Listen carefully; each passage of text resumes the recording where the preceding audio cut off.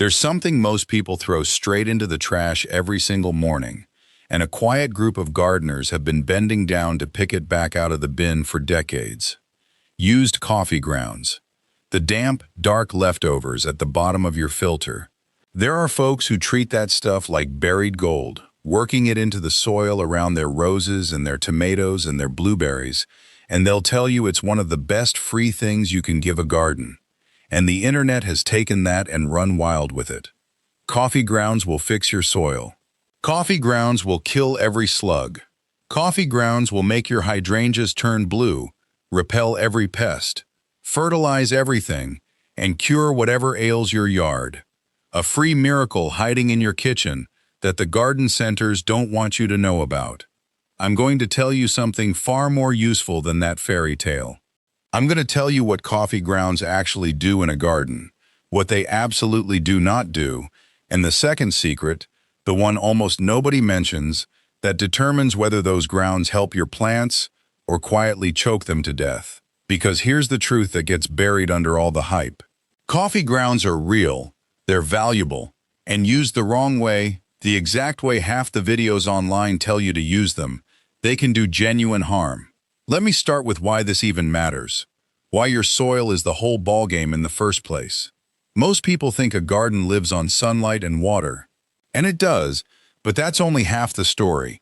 The real engine of a healthy garden is underground, in the soil, and specifically in the billions of microorganisms living in every handful of it. There are more living organisms in a single teaspoon of healthy garden soil than there are people on the entire planet. Read that again. A teaspoon. Bacteria, fungi, microscopic creatures, all of them breaking down organic matter and feeding it to your plants in a slow, patient exchange that's been running for as long as there have been plants. And here's the problem. Most American yards have tired, depleted, compacted soil. Decades of raking up every leaf, hauling away every clipping, and dumping on bagged synthetic fertilizer have left the ground starved of the organic matter that feeds all that underground life. The fertilizer gives the plant a quick sugar rush, but it does nothing to feed the soil itself. So the soil gets thinner and harder and more lifeless every year, and the gardener keeps buying more fertilizer to make up for it, never realizing they're treating the symptom while the patient slowly starves. That's the real problem. Not that your plants are hungry for chemicals, that your soil is hungry for life. So why do the common solutions fail? Why does that wall of bagged products at the garden center never quite fix it? Because most of what's sold to you is designed to feed the plant, fast, and skip the soil entirely. A bag of quick-release synthetic nitrogen greens up the lawn in a week, and people love that instant result. But it's a bit like feeding a person nothing but energy drinks. You get a burst, then a crash, and the underlying health keeps declining. Worse, a lot of that quick nitrogen washes straight through the soil and down into the groundwater and the streams, which is why agricultural runoff is one of the biggest water pollution problems in the country. You're paying for fertilizer that's literally running away from your plants and into the river. And every year the soil structure gets a little worse, a little harder, a little less able to hold water. So you water more, you fertilize more, you spend more, and you're on a treadmill that only ever speeds up. Now here's the big reveal.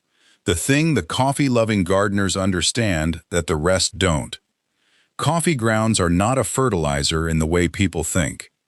Their real magic is as food for the soil, as organic matter that feeds that underground universe of microbes and, especially, as rocket fuel for a compost pile. That's the secret. Coffee grounds are one of the best free sources of nitrogen-rich green material you can add to compost. And good compost is the single most valuable thing you can ever put on a garden. The grounds themselves contain a meaningful amount of nitrogen, somewhere around 2% by weight, along with potassium, magnesium, and other minerals the plant world runs on. But it's not about dumping them on like plant food, it's about feeding them to the system that feeds your plants. And let me destroy the first big myth right now, because it's everywhere and it's costing people their plants. The myth that coffee grounds are strongly acidic and will reliably acidify your soil to turn hydrangeas blue or please your blueberries. Here's the truth that surprised even the researchers. Used coffee grounds, the kind you'd actually put in your garden, are close to neutral in pH. Most of the acidity stays in the liquid coffee in your cup, not the spent grounds. Studies measuring the pH of used grounds have found them hovering near neutral, sometimes even slightly alkaline. So the whole idea of tossing coffee grounds around your blueberries to acidify the soil is largely a fantasy. You'd need something genuinely acidic, like elemental sulfur or peat, to move the needle. The coffee won't do it. That single piece of misinformation has sent millions of people chasing a result the grounds were never going to deliver. So what's actually going on at the science level? Why do the grounds help when they help? When you add coffee grounds to soil or compost, you're adding organic matter and nitrogen that the microbes break down, slowly releasing nutrients and, just as importantly, improving the soil's structure. Organic matter is what makes soil crumbly and dark, and able to hold both water and air. It's what turns hard, lifeless dirt back into living soil. The grounds also feed earthworms, and gardeners who add coffee to their beds and compost often notice the worm population climbing, which is exactly what you want, because worms are nature's tillers, dragging organic matter down and aerating the soil for free.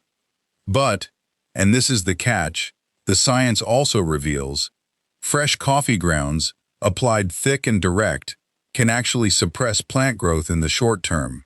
There's been research showing that coffee grounds used heavily and raw can stunt the growth of certain seedlings, partly because as microbes rush in to break down all that fresh material, they temporarily pull available nitrogen out of the soil to do the job. It's called nitrogen tie-up or nitrogen drawdown. For a window of time, the very thing people add to feed their plants is briefly starving them instead. That's the hidden trap. The grounds are good, but raw and overdone, they bite. So here's exactly how the people who actually know what they're doing use coffee grounds. And it's almost the opposite of what the viral videos tell you. First and best, they compost them. They add the used grounds, paper filter and all, to the compost pile as a green, nitrogen-rich ingredient, balanced with plenty of brown, carbon-rich material, like dry leaves, shredded cardboard, and straw. The classic balance is more brown than green by volume, and coffee grounds count firmly as a green.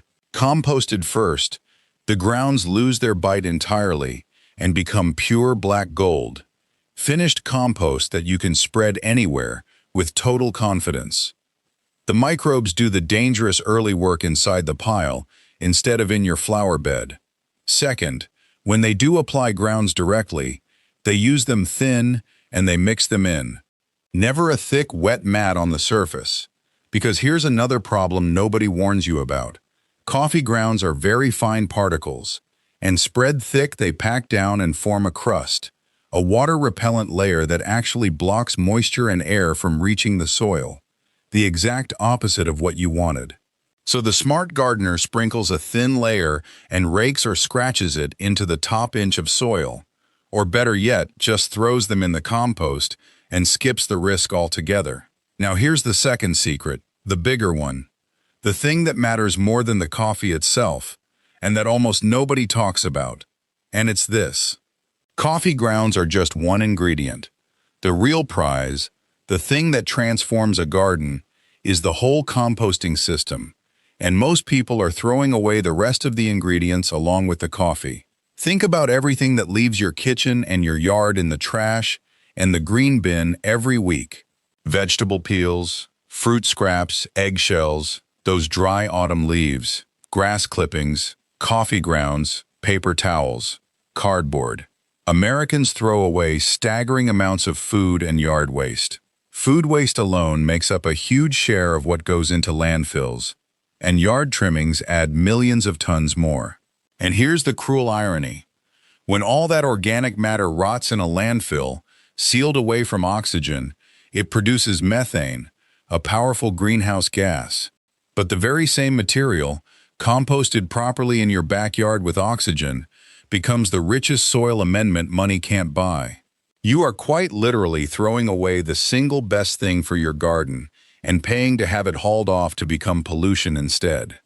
That's the secret the coffee grounds videos never get to. The coffee is the gateway. The real treasure is the compost pile it belongs in. So let's build the complete system, the way someone who actually wants living, thriving soil does it, with the coffee in its proper place as one-star ingredient, and not the whole show. The heart of it is the compost pile or bin.